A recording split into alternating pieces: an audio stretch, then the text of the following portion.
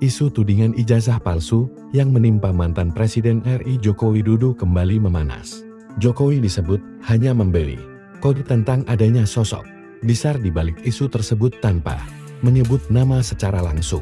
Relawan Jokowi, David Pajeng, menilai sikap itu mencerminkan etika dan kehati-hatian Jokowi. Meski diyakini ia sudah mengantongi informasi valid terkait dalang di balik isu yang bertahun-tahun terus bergulir.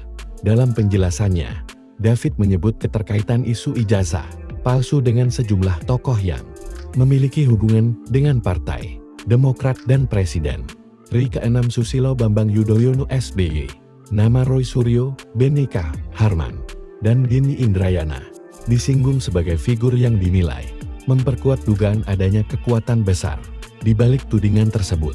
Menurut David, kepercayaan diri pihak-pihak yang sudah berstatus tersangka menjadi indikasi adanya sokongan kuat. Meski begitu, Jokowi tetap memilih tidak mengungkap nama dan hanya menegaskan bahwa isu tersebut digerakkan oleh kekuatan besar yang bernafas panjang.